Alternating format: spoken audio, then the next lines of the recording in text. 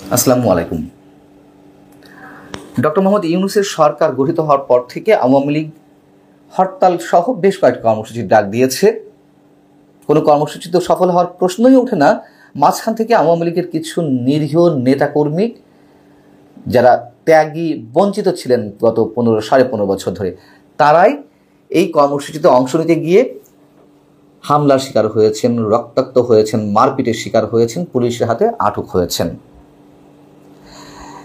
শেখ হাসিনার পক্ষ থেকে এখনও বিভিন্ন ধরনের কর্মসূচির আহ্বান করা হচ্ছে এবং তৃণমূলের নেতাকর্মীদেরকে রাজপথে থাকার আহ্বান জানাচ্ছেন তিনি। সেটা তিনি জানাতেই পারেন, কিন্তু তিনি কি জানেন যে তৃণমূলের এই নেতাকর্মীদের একটি বড় অংশ তার উপরে প্রচণ্ডভাবে ক্ষুব্ধ?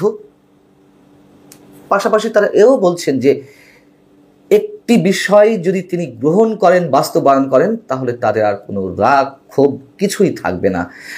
তাদের অনেকেই এখনো শেখ হাসিনার জন্য অনেক কিছু করতে প্রস্তুত, এটাও সত্য, কিন্তু সেই জিনিসটি তারা চান। আমি আসছি সেই বিষয়ে।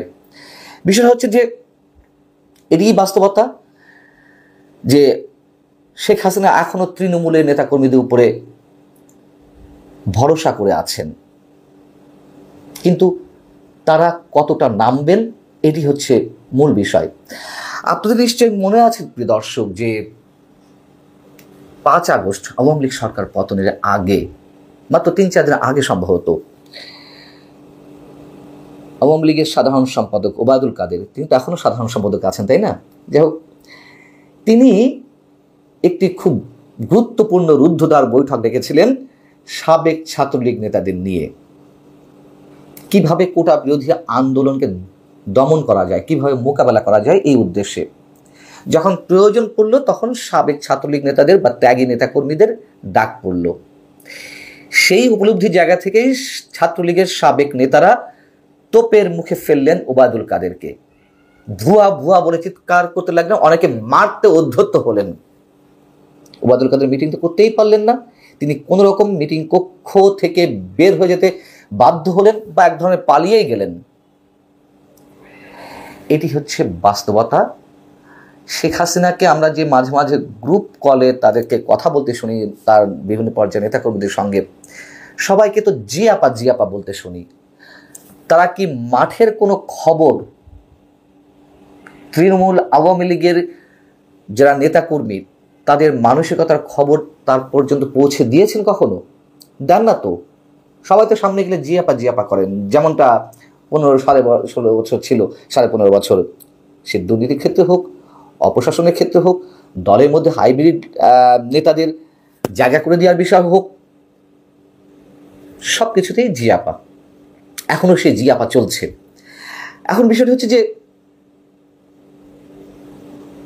আমি যেমন নিজে সরজমিনে তৃণমূলের অনেকের সঙ্গে কথা বলেছি, বাস্তব চিত্র যেটি, তারা, আমি যেটা বলছিলাম যে প্রচণ্ডভাবে ক্ষুব্ধ।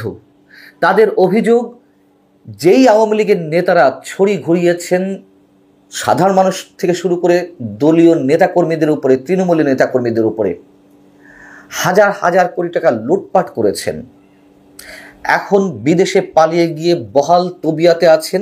ভবিষ্যতে আওয়ামী লীগ যদি কখনো ফিরে আসে, যদি কখনো সরকার গঠন করে, এই মহা দুর্নীতিবাজ এবং দলীয় নেতাকর্মীদের উপরে যারা স্টিম রোলার চালিয়েছেন, বঞ্চিত করে রেখেছেন, তারাই তো আবার ফিরে আসবে, তারাই আবার আওয়ামী লীগ উপরে ছড়ি ঘোরাবে, তারাই আবার, যদি আওয়ামী লীগ সরকার গঠন করে, সেখানে বড় বড় পদবিতে যাবেন, মন্ত্রী এমপি হবেন। অতএব তারা বলছেন আমরা কেন আন্দোলনে নামবো? অনেকে রাজনীতি ছেড়ে দিতে চান, অনেক হয়েছে আর না, রাজনীতির মজা তাদের মিটে গেছে। এটাই চরম বাস্তবতা। এইসব খবর শেখ হাসিনার কাছে পৌঁছায় কিনা আমি জানি না, জানার কোনো প্রয়োজনও নেই। এই দল তার, তিনি ভালো বুঝবেন কীভাবে চালাতে হয়। শুধু বলছি, এই যে বর্তমান সময়ে আওয়ামী লীগ নিষিদ্ধ করার বিষয়ে, অথবা আওয়ামী লীগের অনেক নিরীহ নেতাকর্মীরাও যে হামলা মামলার শিকার হচ্ছেন, সাধারণ নেতাকর্মীরা, তাদের জন্য বলছি যে এই মানুষগুলো কতটা বিপদে আছেন। তারপরেও তারা শেখ হাসিনার জন্য হয়তো অনেক কিছু করতে প্রস্তুত, কিন্তু তারা ওই যে অভিযুক্ত মহা দুর্নীতিবাজ এবং যাদের ভয়ে সাধারণ নেতাকর্মীরা তটস্থ থাকতেন, সেই তাদের বিরুদ্ধে একটা অ্যাকশন দেখতে চান। মাঝে শোনা গিয়েছিল যে এই ধরনের কিছু শীর্ষ দুর্নীতিবাজ, শীর্ষ নেতাদের বিরুদ্ধে শেখ হাসিনা ব্যবস্থা নিয়েছেন। 55 কিংবা 70-71 জনের মতন নেতাদেরকে তিনি একেবারে বসিয়ে দিয়েছেন, দল থেকে নিষ্ক্রিয় রেখেছেন বা সাইলেন্ট সাসপেন্ড করেছেন, এরকম শোনা গিয়েছিল। হয়তো খবরটি সঠিক নয়। যেভাবে শোনা যাচ্ছিল বিভিন্ন মাধ্যম থেকে, বিভিন্ন সোর্সের মাধ্যমে জানতাম যে হয়তো ঘটনা সত্য। কিন্তু যদি সত্য হয়েই থাকে, তাদের নাম কেন পাবলিক করা হচ্ছে না, কেন প্রকাশ করা হচ্ছে না, কিসের ভয়ে? বরং তাদের নাম যদি প্রকাশ করা হতো তাহলে এই মানুষগুলো স্বস্তি নিঃশ্বাস ফেলতো। না, কিছু একটা করছে আওয়ামী লীগ, কিছু একটা সংস্কারের মধ্যে দিয়ে এগোচ্ছে। আর দেশের সাধারণ মানুষও বুঝতো না শেখ হাসিনা, এটা তো সত্য যে আওয়ামী লীগ আমলের যে মহা দুর্নীতি হয়েছে, নানান ধরনের অপকর্ম ঘটেছে, যাদের কারণে দল ক্ষতিগ্রস্ত হয়েছে, সরকার প্রশ্নের মুখে পড়েছে, সরকারের বিরুদ্ধে মানুষ ফুঁসে উঠেছে, কিন্তু বাস্তবতা সেই তাদের বিরুদ্ধে এমন কোনো ব্যবস্থা নেওয়া হয়েছে, সেই ধরনের কোনো বাস্তব চিত্র যদি দেখা যেত তাহলে সব পক্ষতেই একটা সারা ফেলা যেত। কিন্তু সেটি করা হয় নাই বা হচ্ছে না, তার মানে কোনো ব্যবস্থা নেওয়া হয়নি। এবং যেটি বলছিলাম, দলীয় নেতাকর্মীদের সবচেয়ে বড় ক্ষোভ সেটি হচ্ছে শেখ পরিবারের সদস্যদের উপরে। তারা যে ভয়ঙ্কর রাজত্ব কায়েম করেছিল প্রতিটি জায়গাতে, দলের থেকে শুরু করে সরকারের মধ্য পর্যন্ত। দক্ষিণাঞ্চলে শেখ হেলাল ছিলেন অঘোষিত সম্রাট। তার কয় ভাই, শেখ হেলাল, শেখ জুয়েল, শেখ সোহেল, তার ছেলে শেখ তন্ময়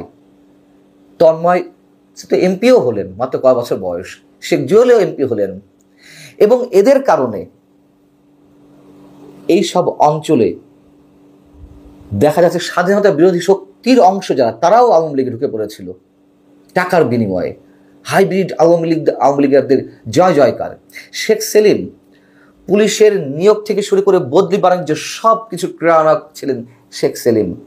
শেখ ফজলুল তাপস, তার ঔদ্ধত্য আমরা দেখেছি না? শেখ পরিবারের সদস্যদের কজনের নাম বলবো?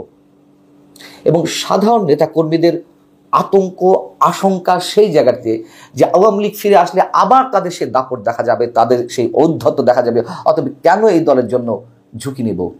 তারা বলছে তারা আওয়ামী লীগ করতে চায়, তারা শেখ হাসিনার জন্য অনেক কিছু করতে প্রস্তুত, কিন্তু এদের বিরুদ্ধে কিছু একটা দৃশ্যমান কিছু করে দেখাক শেখ হাসিনা।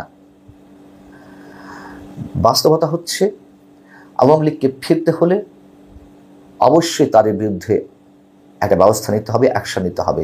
পাশাপাশি সরকারের মধ্যে যারা হাজার হাজার কোটি টাকা লুটপাট করেছে, কিছু ব্যবসায়ী থেকে শুরু করে, ঘরের লোক থেকে শুরু করে, আওয়ামী লীগের যেই শীর্ষ নেতারা, এমপি, মন্ত্রী, যেভাবেই বলি না কেন, তাদের বিরুদ্ধে কোনো অ্যাকশন না নেওয়া পর্যন্ত সম্ভবত আওয়ামী লীগ আগের মতো সংগঠিত হতে পারবে না।